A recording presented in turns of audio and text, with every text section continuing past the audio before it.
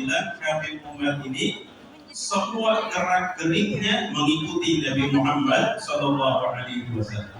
Dari cara makannya, cara berjalannya, cara duduknya, sehingga beliau berguru kepada Habib Umar karena yakin Habib Umar ini benar-benar mengikuti bagaimana keindahan akhlak Nabi kita Muhammad Sallallahu Alaihi Wasallam. Maka kadang-kadang kalau kita ingin memperhatikan akhlaknya Rasul Sallallahu Alaihi Wasallam, perlu kita berusaha untuk bisa mengikuti. Ya, kalau Nabi Sallallahu Alaihi Wasallam itu sanggup berbuat baik kepada orang yang berlaku jahat.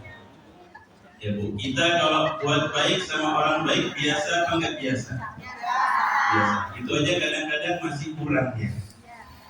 Ada orang baik juga masih kadang kita kurang baik.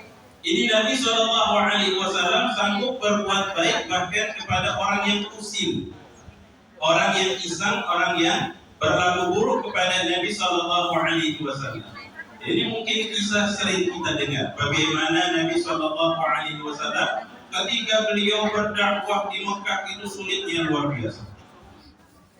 Ketika itu Nabi Sallallahu Alaihi Wasallam bahkan kalau lagi jalan itu kadang-kadang ada orang yang pusing, ganggu Nabi, dilempar pakai batu, diomongin gak enak kepada Rasul, bahkan sampai naudzubillah ada yang meludah ke arah Rasulullah Sallallahu Alaihi Wasallam. Tapi apakah Nabi marah? Apakah Nabi benci kepada itu orang? Rasulullah Sallallahu Alaihi Wasallam beliau tidak menunjukkan rasa marah dan rasa benci kepada orang tersebut. Bahkan pernah ketika Rasulullah itu lewat di jalan yang biasa beliau lewati, kebetulan orang yang biasa usil malah tidak kelihatan. Kira-kira ibu-ibu saya tanya, kalau ada orang usil sama kita, pas kebetulan kita lewat orang itu nggak ada, kira-kira senang apa sedih? Senang ya. Apalagi pas tahu beliau Rasul tanya sama sahabat orangnya lagi sakit. Kira-kira kita bilangnya apa? Alhamdulillah. Tapi ternyata Nabi Sallallahu Alaihi Wasallam nggak kayak gitu. Ketika Rasulullah tahu orang itu sakit, malah Nabi Sallallahu Alaihi Wasallam ngajak sahabat, ayo kita jenguk. Ini orang belum memeluk agama Islam. Ya, seorang kafir.